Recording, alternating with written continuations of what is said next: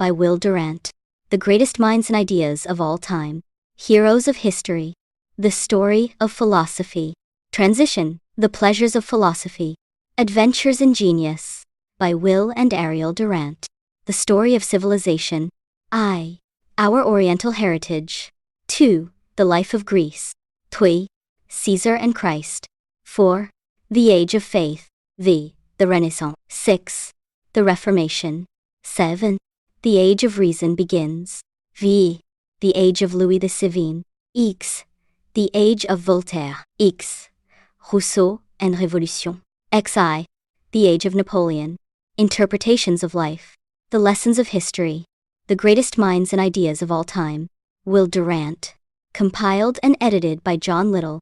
Simon Schuster. New York, London, Toronto, Sydney. Simon Schuster. Rockefeller Center. 1230 Avenue of the Americas. New York, NY 10020. Copyright 2002 by John Little, Monica Ariel Myhill, and William James Durant Easton. All rights reserved, including the right of reproduction in whole or in part in any form. Simon & Schuster and Colophon are registered trademarks of Simon & Schuster, Incorporated. For information regarding special discounts for bulk purchases, please contact Simon & Schuster Special Sales at 1-800-456-6798 or business@simonandschuster.com. Designed by Paul DiPolito. Manufactured in the United States of America. 79108. Library of Congress. Cataloging and publication data. Durant, Will, date. The Greatest Minds and Ideas of All Time, Will Durant, compiled and edited by John Little. Peaches Hintimita. Includes index. 1. Civilization history. 2. Intellectual life history. I. Little, John R. Date. 2. Title. C69. D86-2002. 921 2 miliardy 2 miliony 75 852 ISBN 978 0743 23 500 53 2 EISBN 13 978 439 707 www.simonandschuster.com. If a man is fortunate, he will, before he dies, gather up as much as he can of his civilized heritage and transmit it to his children. And to his final breath he will be grateful for this inexhaustible legacy, knowing that it is our nourishing mother and our lasting life. Will Durant. Keeping the above observation of Will Durant's in mind, I should dedicate this compendium of the peaks of our human heritage to all children, and more prejudicially, to my children, Riley, Taylor, Brandon, and Benjamin, that they may learn and experience the noble strain in humanity, and learn that man is capable of such great things that even the gods might be envious. John Little. And to Edward and Benny Easton, whose grandparents worked so hard through so many decades to deliver this gift to them. Contents. Introduction. Chapter 1. A Shameless Worship of Heroes. Chapter 2. The 10 Greatest Thinkers. Chapter 3. The 10 Greatest Poets. Chapter 4. The 100 Best Books for an Education. Chapter 5. The 10 Peaks of Human Progress. Chapter 6. 12 Vital Dates in World History. Index. The Greatest Minds and Ideas of All Time. Introduction. In 1968, shortly after winning the Pulitzer Prize for Literature, Will Durant and his wife Ariel consented to a television interview to be conducted in their home in Los Angeles, California. The interviewer, who fancied himself something of an intellectual, posed to Durant the following question. If I were to ask you to name the person who has most influenced our century, the 20th century, would it be Karl Marx? Durant paused for a moment and then replied, well, if you use the word in its largest sense, we would have to give the greatest share of influence to the technical inventors, to men like Edison. Doubtless the development of electricity has transformed the world even more than any Marxian propaganda.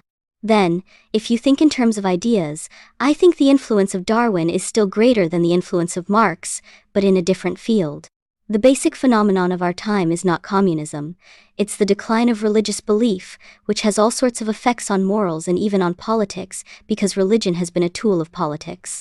But today in Europe it ceases to be a tool. It has very little influence in determining political decisions, whereas 500 years ago, the Pope was superior in influence to any civil ruler on earth. Later, during the same interview, the interviewer turned to his subject and asked, Dr. Durant, of all the characters populating the story of civilization, whom would you have most liked to have known? Durant contemplated the question seriously, and then, poker-faced, replied, Madame de Pompadour. The interviewer was dumbfounded. Why is that? He asked. A twinkle came to Durant's eyes as he answered, Well, she was beautiful, she was charming, she was luscious. What else do you want? I cite these two anecdotes not simply to reveal Durant's views on the influence of inventors and biologists on human history, nor even his tendency to use wit to disarm journalists who took themselves or their vocations too seriously. He once noted that humor is akin to philosophy, for they are both viewpoints born of a large perspective of life, but rather to show that his opinion on assessing the significance of individuals and events from human history was something that was constantly sought after, sometimes twice in the same interview. It is entirely understandable that Durant should find himself asked to answer such questions. Any time a man spends over half a century researching and writing an 11-volume integral history of civilization, it is natural that people are going to want to know what conclusions he has drawn from the enterprise, to know what eras, individuals, and achievements stood out in his mind as being the greatest or most significant. Who, for example, would Durant rate on his roll of honor of human thought as the greatest thinkers in human history? Who would he rate as the truly great poets, the ones that plucked notes upon heartstrings that continue to resonate hundreds and thousands of years after their passing?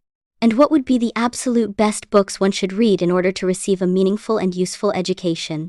Over the course of Durant's career, he responded to the increasing public demand for such qualified assessments by putting pen to paper and crafting a series of essays containing his personal ranking of the 10 greatest thinkers, the 10 greatest poets, the 100 best books for an education, the 10 peaks of human progress, and 12 vital dates in world history. Certain of these essays were published in periodicals, others were presented as lectures to standing room only attendees. However, unless you happened to purchase those magazines, or were fortunate enough to attend one of those lectures, it would not have been possible to learn of his conclusions in these matters. Fortunately, all of these essays have been brought together in the greatest minds and ideas of all time. To formulate a ranking system and then apply it to such a broad array of human achievement is a difficult undertaking, to be sure, but Durant, as always, succeeds brilliantly. He not only presents compelling evidence for his selections, but also stimulates the reader to form his or her own opinions and to look beyond immediate surroundings and present culture and into a timeless realm, which he called the country of the mind, a sort of cerebral retirement home, wherein the heroes of our species dwell after having served their time and purpose in their respective eras, and where to be human is something to be lauded. Indeed, the title of the first chapter of this book serves to frame its very thesis. A shameless worship of heroes. The philosophy that resonates from the pages of all of Durant's books, but most particularly in the greatest minds and ideas of all time, is unabashedly pro-human and serves to underscore the splendor of our intellectual and artistic heritage. In fact, Durant was known as the gentle philosopher and the radical saint, as he always sought to report on the positive achievements in human events in history. In a sentence, Durant chose to illuminate with his pen the mountain peaks of greatness in our species' history. The Greatest Minds and Ideas of All Time is a book containing the absolute best of our heritage passed on for the edification and benefit of future generations, replete with Durant's renowned erudition, wit, and unique ability to explain the profoundest of events and ideas in simple and exciting terms. It is a book that serves both as a wonderful introduction to the writings of Will Durant and as a summing up, a quantification of genius, a travel guide to the must-see stops in the landscape of human history. In many respects, this book is a wonderful and logical companion volume to Durant's Heroes of History. Most notably, whereas Heroes of History is an overview of over 100 centuries of human achievement, The Greatest Minds and Ideas of All Time provides Durant's personal assessment of it. Moreover, The Greatest Minds and Ideas of All Time contains profiles of 3 individuals, Darwin, Keats, and Whitman, that had been intended for inclusion in the Heroes of History book, but owing to a series of personal calamities, culminating in Durant's death in 1981, were omitted from the text. Indeed, The intended final 2 chapters of Heroes Durant's last book would never be composed. Through prose that rises at times to the heights of poetry, The Greatest Minds and Ideas of All Time is an extension of Durant's long-standing invitation to enter the world of the best, and a means by which one can come to recognize and befriend genius. The dividends from such an enterprise are many, for as Durant once noted, we cannot live long in that celestial realm of all genius without becoming a little finer than we were. And though we shall not find there the poignant delirium of youth, we shall know a lasting, gentle happiness, a profound delight which time cannot take from us, until it takes all. John Little. Chapter 1. A Shameless Worship of Heroes. Of the many ideals which in youth gave life a meaning and radiance missing from the chilly perspectives of middle age, one at least has remained with me as bright and satisfying as ever before: the shameless worship of heroes. In an age that would level everything and reverence nothing, I take my stand with Victorian Carlyle, and light my candles like Mirandola before Plato's image, at the shrines of great men. I say shameless, for I know how unfashionable it is now to acknowledge in life or history any genius loftier than ourselves. Our democratic dogma has leveled not only all voters but all leaders. We delight to show that living geniuses are only mediocrities, and that dead ones are myths. If we may believe historian H.G. Wells, Caesar was a numbskull and Napoleon a fool. Since it is contrary to good manners to exalt ourselves, we achieve the same result by slyly indicating how inferior are the great men of the earth. In some of us, perhaps, it is a noble and merciless asceticism which would root out of our hearts the last vestige of worship and adoration, lest the old gods should return and terrify us again.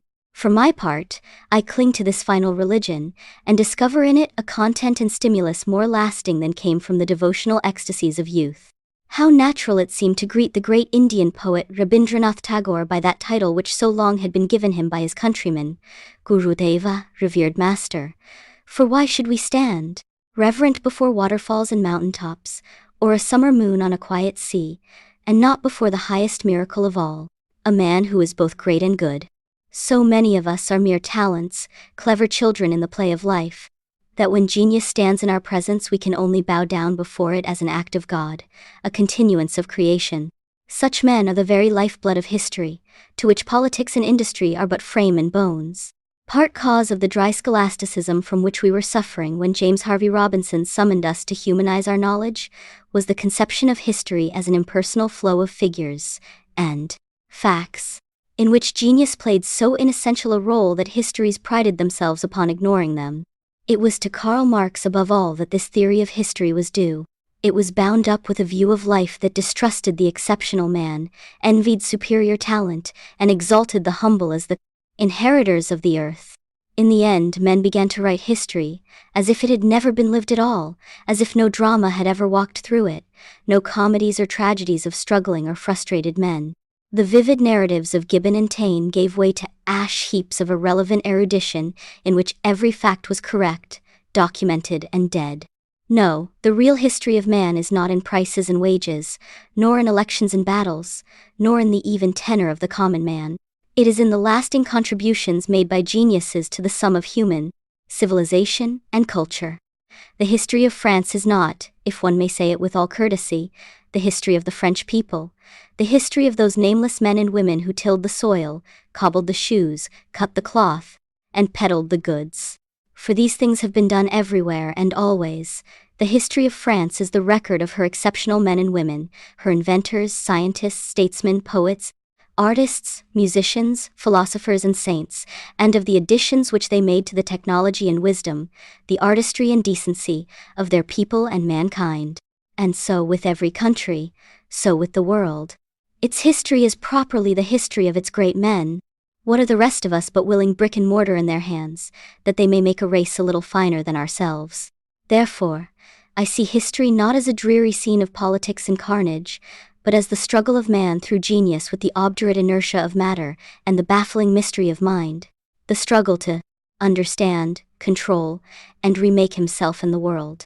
I see men standing on the edge of knowledge and holding the light a little farther ahead, men carving marble into forms ennobling men, men molding peoples into better instruments of greatness, men making a language of music and music out of language, men dreaming of finer lives and living them. Here is a process of creation more vivid than in any myth, a godliness more real than in any creed. To contemplate such men, to insinuate ourselves through study into some modest discipleship to them, to watch them at their work and warm ourselves at the fire that consumes them, this is recapture some of the thrill that youth gave us when we thought, at the altar or in the confessional, that we were touching or hearing God. In that dreamy youth we believed that life was evil, and that only death could usher us into paradise. We were wrong. Even now, while we live, we may enter it. Every great book, every work of revealing art, every record of a devoted life is a call and an open sesame to the Elysian fields. Too soon we extinguish the flame of our hope and our reverence. Let us change the icons and light the candles again. Chapter 2. The 10 Greatest Thinkers. What is thought? It baffles description because it includes everything through which it might be defined. It is the most immediate fact that we know, and the last mystery of our being. All other things come to us as its forms, and all human achievements find in it their source and their goal. Its appearance is the great turning point in the drama of evolution. When did the miracle begin? Perhaps when the great surges of ice came down relentlessly from the pole, chilling the air, destroying vegetation almost everywhere, eliminating countless species of helpless and unadaptable animals, and pushing a few survivors into a narrow tropical belt, where for generations they clung to the equator, waiting for the wrath of the north to melt. Probably it was in those critical days, when all the old and wonted ways of life were nullified by the invading ice, and inherited or traditional patterns of behavior found no success in an environment where everything was altered, that animals with comparatively complete but inflexible instinctive equipment were weeded out because they could not change within to meet the change outside. While the animal we call man, dowered with a precarious plasticity, learned and rose to an unquestioned supremacy over all the species of the forest and the field. It was on some such life-and-death emergency as this, presumably, that human reasoning began. That same incompleteness and adaptability of native reactions which we see today in the infant, which makes it so inferior to a newborn animal, but leaves it in recompense the possibility of learning that same plasticity saved man and the higher mammals. While powerful organisms like the mammoth and the mastodon, that had prowled about hitherto supreme, succumbed to the icy change and became mere sport for paleontological curiosity, they shivered and passed away, while man, puny man, remained. Thought and invention began. The bewilderment of baffled instinct begot the first timid hypotheses, the first tentative putting together of 2 and 2, the first generalizations, the first painful studies of similarities of quality and regularities of sequence, the first adaptation of things learned to situations so novel that reactions instinctive and immediate broke down in utter failure. It was then that certain instincts of action evolved into modes of thought and instruments of intelligence. What had been watchful waiting or stalking a prey became attention, fear and flight became caution and deliberation, pugnacity and assault became curiosity and analysis, manipulation became experiment. The animal stood up erect and became man, slave still to 1,000 circumstances, timidly brave before countless perils, but in his precarious way destined henceforth to be lord of the earth. The adventure of human reason. From that obscure age to our own place and time, the history of civilization has been the adventure of human reason. At every step on the stairway of progress it was thought that lifted us, slowly and tentatively, to a larger power and a higher life. If ideas do not determine history, inventions do, and inventions are determined by ideas. Certainly it is desire, the restlessness of our insatiable wants, that agitates us into thinking, but however motivated or inspired, it is thought that finds a way. We need not settle then the ancient dispute between those hero worshippers, like Carlyle and Nietzsche, who interpret history in terms of great men, and those hero scorners who, like Spencer and Marx, see only economic causes behind historical events. We may be sure that no pressure of economic circumstance would ever have sufficed to advance mankind if the illuminating spark of thought had not intervened. Perhaps Tard and James are right, and all history is a succession of inventions made by genius and turned into conventions by the people, a series of initiatives taken by adventurous leaders and spread among the masses of mankind by the waves of imitation.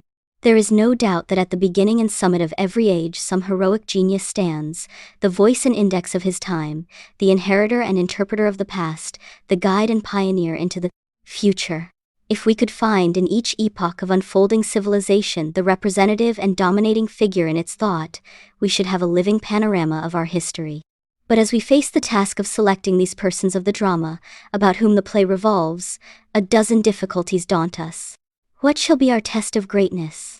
How, in the roster of human genius, shall we know whom to omit, and whom to name? The criteria.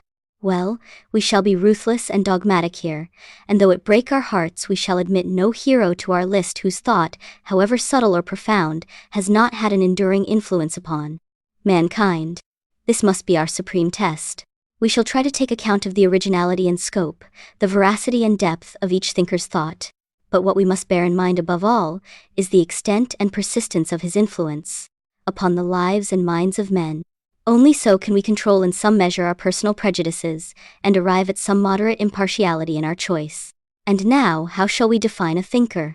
Presumably the word will embrace philosophers and scientists, but only these? Shall we include men like Euripides, or Lucretius, or Dante, or Leonardo, or Shakespeare, or Goethe? No, we shall bow humbly to such great names and class them, despite the reach and fathom of their thought, as only secondarily thinkers, as artists first and above all. Shall we include such immensely influential leaders as Jesus, or Buddha, or Augustine, or Luther? No, these founders and renewers of religion would overlap our term. It was not thought or reason, but feeling and noble passion, a mystic vision and an incorrigible faith that made them, from their little foot of earth, move the world. Shall we admit into our council of 10 those great men of action whose names ring down the corridor of history, men like Pericles, or Alexander, or Caesar, or Charlemagne, or Cromwell, or Napoleon, or Lincoln? No, if we spread the word thinker to catch such heroes in its net, we shall deprive it of its distinctive meaning, and shall fail to catch the significance of thought. We must embrace within it philosophers and scientists alone. We shall seek for those men who by their thinking, rather than by their action or their passion, have most influenced mankind. We shall search for them in the quiet places of the world, far from the madding crowd, in those obscure corners where great thoughts came to them, as on doves' feet, and where for a moment they saw, as in a transfiguration, the countenance of truth. Who then shall be first? 1. Confucius. At once our doubts and quarrels begin. By what canon shall we include Confucius and omit Buddha and Christ? By this alone, that he was a moral philosopher rather than a preacher of religious faith, that his call to the noble life was based upon secular motives rather than upon supernatural considerations, that he far more resembles Socrates than Jesus. Born 552. In an age of confusion, in which the old power and glory of China had passed into feudal disintegration and factional strife, Confucius undertook to restore health and order to his country. How? Let him speak. The illustrious ancients, when they wished to make clear and to propagate the highest virtues in the world, put their states in proper order. Before putting their states in proper order, they regulated their families. Before regulating their families, they cultivated their own selves. Before cultivating their own selves, they perfected their souls. Before perfecting their souls, they tried to be sincere in their thoughts. Before trying to be sincere in their thoughts, they extended to the utmost their knowledge.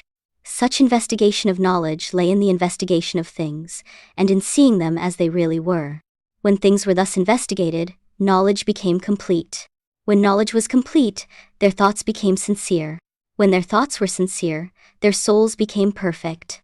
When their souls were perfect, their own selves became cultivated. When their selves were cultivated, their families became regulated. When their families were regulated, their states came to be put into proper order. When their states were in proper order, then the whole world became peaceful and happy. Here is a sound moral and political philosophy within the compass of a paragraph. It was a highly conservative system. It exalted manners and etiquette, and scorned democracy. Despite its clear enunciation of the Golden Rule, it was nearer to Stoicism than to Christianity. A pupil having asked him, should one return good for evil, Confucius replied, "With what then will you recompense kindness? Return good for good, and for evil, justice." He did not believe that all men were equal. It seemed to him that intelligence was not a universal gift. As his pupil Mencius put it, that whereby man differs from the lower animals is little. Most people throw it away. The greatest fortune of a people would be to keep ignorant persons from public office, and secure their wisest men to rule them. A great city, Chengtu, took him at his word and made him magistrate. A marvelous reformation, we are told, ensued in the manners of the people. There was an end of crime. Dishonesty and dissoluteness hid their heads. Loyalty and good faith became the characteristic of the men, chastity and docility of the women. It is too good to be true, and probably it did not last very long. But even in his lifetime, Confucius's followers understood his greatness and foresaw the timeless influence he was to have in molding the courtesy and poise and placid wisdom of the Chinese. His disciples buried him with great pomp. A multitude of them built huts near his grave and remained there, mourning as for a father, for nearly 3 years. When all the others were gone, Qi, who had loved him beyond the rest, continued by the grave for 3 years more, alone. 2. Plato. And now we are faced with new problems.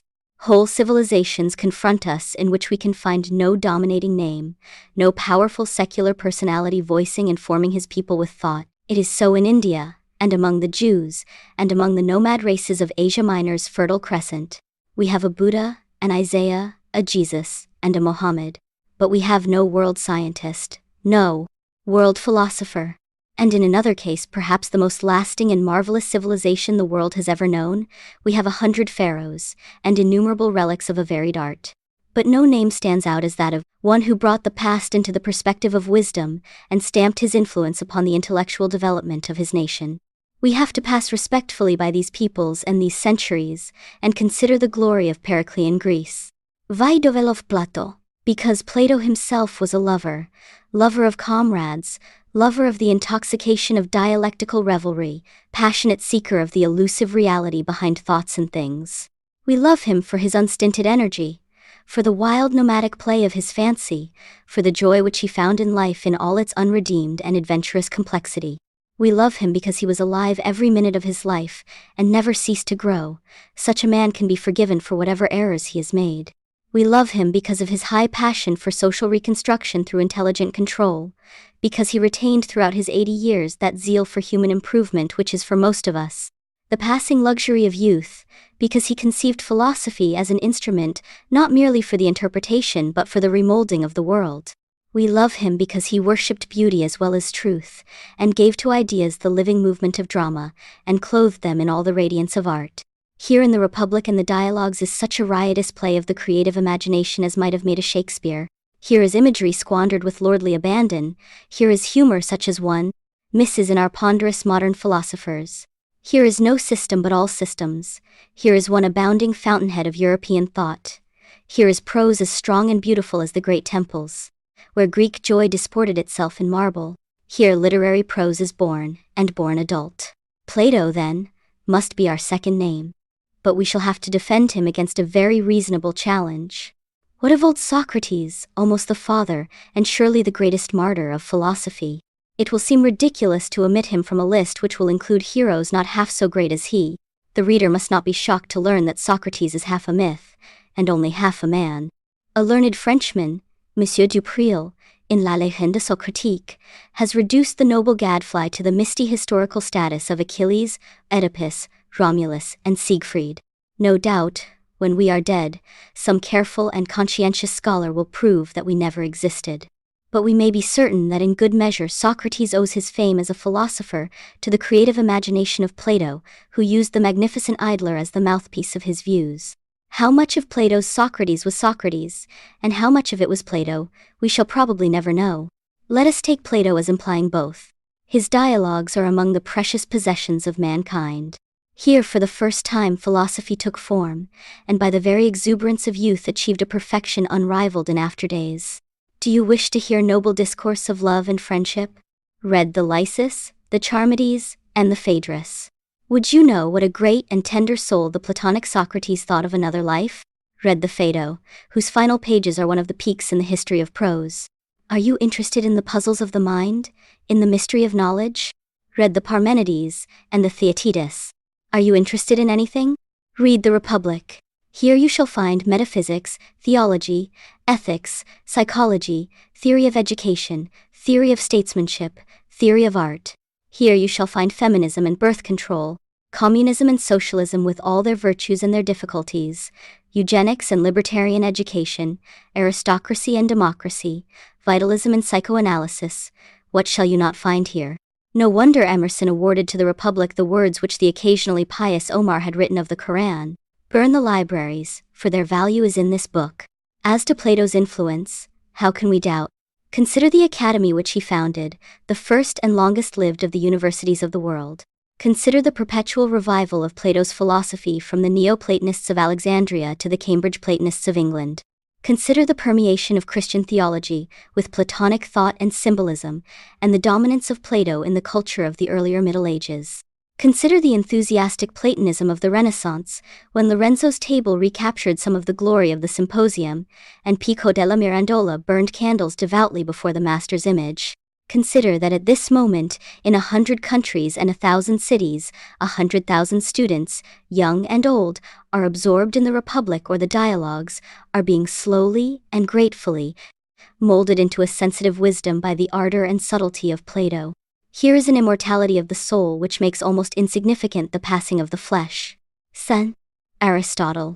All the world would agree that Aristotle must be in our list. The Middle Ages called him the philosopher, as if to say that he embodied the type at the summit of its perfection. It is not that we love him. The texts he has left behind him expound so monotonously a passionless moderation, that after feeling the radiance of Plato, we freeze at the touch of the Stagirites.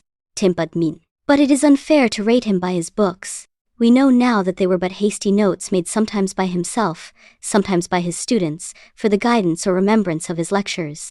It would be absurd to judge him by comparing these technical fragments with the vivid dialogues through which Plato won for the first time a public audience for philosophy. But let us once overcome this barrier of scholastic terminology and scornfully concentrated thought, and we shall find ourselves in the presence of an intellect of almost unbelievable depth and range. Here is a circumnavigation of the globe such as no mind has accomplished since. Here every problem in science and philosophy has its consideration, its illumination, and a defensible solution. Here, knowledge is brought together as if through 1,000 spies, and coordinated into a united vision of the world. Here the phraseology of philosophy is born, and today it is hardly possible to think without using the mintage of Aristotle's brain. Here is wisdom, calm, temperate, and well-nigh complete, as of a limitless intelligence majestically overspreading life. Here are new sciences, founded with almost casual ease, as if these supreme creations of the human intellect were but the recreations of a philosopher. Here it is that biology appears, embryology, and logic. Not that no man had ever thought of these matters before, but that none had controlled his thinking with patient observation, careful experiment, and systematic formulation of results. Barring astronomy and medicine, the history of science begins with the encyclopedic labors of the tireless Stagirite. Confucius alone has had as great an influence. Everybody knows how, at Alexandria and in imperial Rome, the work of Aristotle became the foundation of advancing science. How in the 13th century his philosophical writings, brought by the invading Moors to reawakened Europe, played a fertilizing role in the development of scholastic philosophy. How the great summae of that virile age were only adaptations of the metaphysics and the organon. How Dante placed Aristotle first among all thinkers, master of those who know. How Constantinople brought the last lost treasures of his thought to the eager students of the Renaissance. And how this quiet sovereignty of one man over a millennium of intellectual history came to an end only with the audacious irreverence of Occam and Ramus, the experimental science of Roger Bacon, and the innovating philosophy of Francis Bacon. We shall not find again, in this tour of the world upon which we are engaged, another name that so long inspired and enthralled the minds of men. St. Thomas Aquinas. So Greece flits by, and we come to Rome. Who were the great thinkers there? Lucretius first and finest of all. Yet, because his philosophy was not his own, but with modest candor was ascribed to Epicurus, and because his influence upon his own people and upon posterity was esoteric and sporadic, touching only the topmost minds, we shall have to let him stand outside our circle, consoled with his high place in the literature of the world. And as to Seneca and Epictetus and Aurelius, they too were echoes of the Greeks, adapters of Zeno's apathy to a dying Rome. The old civilization was disappearing as they wrote. The strength had gone from the sinews of its people. Free men were everywhere replaced with slaves, and the proud free cities of the past were humbled with vassalage and tribute.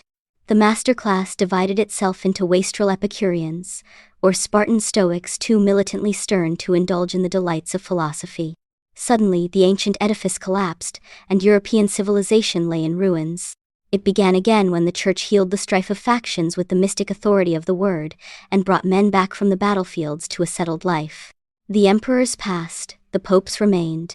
The legions marched no longer, but the monks and missionaries of the rising faith created quietly a new order in which thought could grow once more. How long and dreary was that second adolescence of the conscious European mind! Even today we are so precariously established in enlightenment that we can yet feel, as if in memory, the fearful groping of those many years. And then trade grew, towns graduated into cities, schools into universities.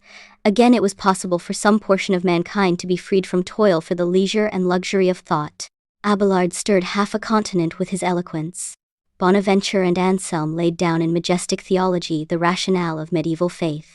When the work of preparation was complete, another Aristotle came, St. Thomas of Aquino, a man who took the universe for his specialty, and flung a frail bridge of reason across the chasms between knowledge and belief. What Dante did to the hopes and fears of the Catholic Renaissance, Aquinas did for its thought, unifying knowledge, interpreting it, and focusing it all upon the great problems of life and death. The world does not follow him now, preferring a doubting Thomas to a dogmatic one, but there was a time when every intellect honored the angelic doctor, and every philosophy took his gigantic summé as its premise. Even today, in 100 universities, in 1,000 colleges, his thought is reverenced as still sounder than science, and his philosophy is the official system of the most powerful church, Christendom. We may not love him as we have loved the rebels and the martyrs of philosophy, but because of his modest supremacy in a great century, and his vast influence upon millions and millions of mankind, we must make a place for him in our litany of thought. No doubt some hearts will break at this selection, including the author's own. There are so many other names that one might here invoke more lovingly than Thomas's, names far more congenial to the modern world, names like Spinoza or Nietzsche, for which one may have passionate affection rather than mere intellectual respect. But if we prove unfaithful to the standards we have ourselves laid down, we may as well abandon our quest at once. Our list would then be an album of favorites rather than a gallery of great minds. 5. Copernicus. And then came a voice out of Poland, saying that this earth, footstool of God and home of his redeeming pilgrimage, was a minor satellite of a minor sun. It seemed so simple a thing to say. We cannot be moved to fear or wonder by it now.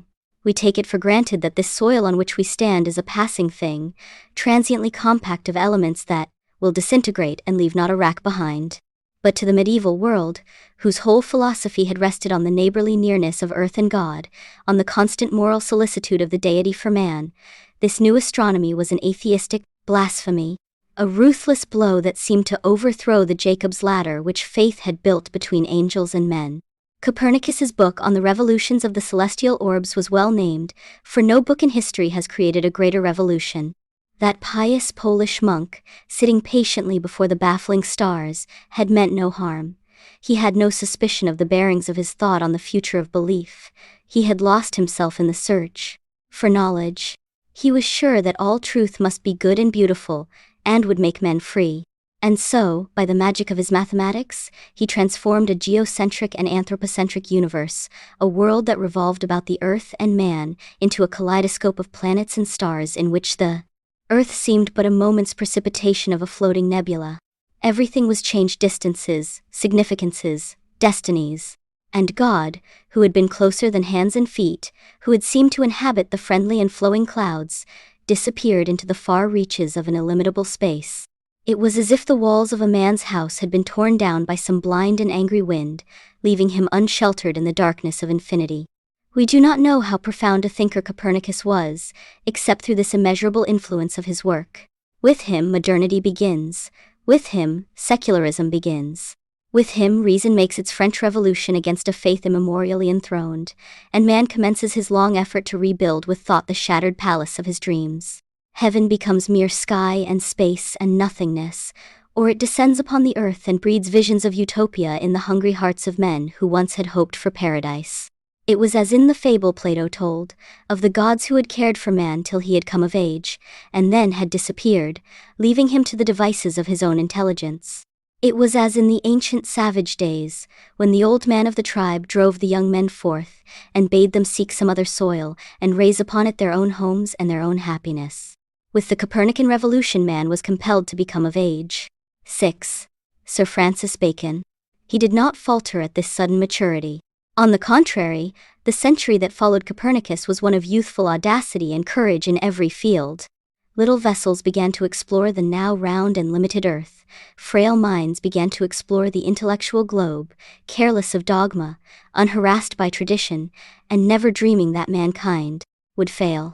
Oh, the zest of those bright Renaissance days, when the poverty of 1,000 years was almost forgotten, and the labor of 1,000 years had made men richer and bolder, scornful of barriers and bounds. The flash of those alert eyes, the rich blood in those strong frames, the warm color of their luxurious raiment, the spontaneous poetry of that impassioned speech, the creative insatiable desires, the search and sweep and fearlessness of newly liberated minds. Shall we ever know such days again? Whom can we name as voice and symbol of that fermenting age? Leonardo? Painter, musician, sculptor, etcher, architect, anatomist, physiologist, physicist, inventor, engineer, chemist, astronomer, geologist, zoologist, botanist, geographer, mathematician, and philosopher. Alas, our definitions and criteria exclude him. He was he not? An artist primarily, and only secondarily, a philosopher or a scientist. It is by his Last Supper and his Mona Lisa that we remember him, and not by his theory of fossils, or his anticipation of Harvey, or his majestic vision of universal and everlasting law. Or, shall it be Giordano Bruno, that forever seeking soul, unsatisfied with the finite, hungry for an immeasurable unity, impatient of divisions, sects, dogmas and creeds, only less controllable than the winter's winds, only less fiery than Etna, and doomed by his own turbulent spirit to a martyr's death? No, it cannot be Bruno, for there was one greater than he, the man who rang the bell that called the wits together, who sent out a challenge to all the lovers and servants of truth everywhere to bind themselves together in the new order and ministry of science, who proclaimed the mission of thought as no vain scholastic dispute, no empty academic speculation, but the inductive inquiry into nature's laws, the resolute extension of the mastery of man over the conditions of his life. The man who mapped out as with royal authority the unconquered fields of research, pointed 100 sciences to their tasks, and foretold their unbelievable victories, who inspired the Royal Society of Great Britain and the Great Encyclopedia of France, who turned men from knowledge as meditation to knowledge as remolding power, who despised worship and longed for control, who overthrew the Aristotelian logic of unobservant reason and turned the gaze of science to the self-revealing face of nature, who carried in his brave soul, beyond any other man of that spacious age, the full spirit and purpose of the modern mind. Of course it was Francis Bacon. Sir Isaac Newton. From that day to ours, the history of the European intellect has been predominantly the progress of the Baconian, as against the medieval conception of the world. Predominantly, but not continuously. There are many great figures that stood aside from this main road. In Descartes, the new struggles in the arms of the old, and never quite liberates itself. In the great unifying soul of Leibniz, the medieval tradition is still powerful enough to turn a mathematician into a precarious theologian. And in Immanuel Kant, the voice of ancestral faith speaks amid the skepticism of the Enlightenment. Strangely bridging these two streams of thought, the scientific and the religious, stands the figure of Spinoza, polisher of lenses and God, intoxicated man, silent devotee of lonely speculation, formulator of the metaphysics of modern science, lover of mechanics and geometry, and martyr equally with Bruno to philosophy, dying only a slower and obscurer death. Every profound mind after him has felt his power. Every historian has attested the quiet depth of his wisdom. But we have bound ourselves to judge these heroes of the mind in objective terms of influence, rather than by personal estimates of wisdom, and even a lover of Spinoza must confess that the healing touch of the gentle philosopher has fallen upon the rarer and loftier souls, rather than upon the masses, or even the classes of mankind. He belongs to the islanded aristocracy of thought, and the world has not mounted to him yet. But of Sir Isaac Newton, there can be no similar dispute. Every schoolboy knows the story of his absent-minded genius. How the great scientist, left for a moment to his own culinary wits, and told to boil an egg 3 minutes for his lunch, dropped his watch into the water and watched the egg while the timepiece boiled. Or how the absorbed mathematician, going up to his room to change his clothes for dinner, undressed and went contentedly to bed. It would be sad if these delightful stories were not true. Not so many schoolboys know that Newton's Principia marked the quiet assumption, by science, of its now unchallenged mastery over modern thought, that the laws of motion and mechanics as established by Newton became the basis of all later practical advance, of that reordered surface of the earth, and that extended and intenser life which are the miracles of science in our day. The discovery of gravitation illuminated the whole world of astronomy, and brought the bright confusion of the stars into an almost organic unity. Not long ago, said Voltaire, a distinguished company were discussing the trite and frivolous question. Alas, this is an untimely quotation. Who was the greatest man, Caesar, Alexander, Tamerlane, or Cromwell? Someone answered that without doubt it was Isaac Newton. And rightly, for it is to him who masters our minds by the force of truth, and not to those who enslave them by violence, that we owe our reverence. Even in his lifetime the world understood that Newton belonged to its heroes. Bah! Voltaire. It was Voltaire who introduced to France the mechanics of Newton and the psychology of Locke, and thereby began the great age of the Enlightenment. It will shock scholastic minds to see Voltaire included among the supreme thinkers of mankind. They will protest that his thought was borrowed rather than original, and that his influence was immoral and destructive. But which of us is original except in form?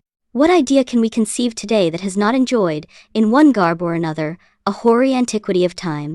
It is easier to be original in error than in truth, for every truth displaces 1,000 falsehoods.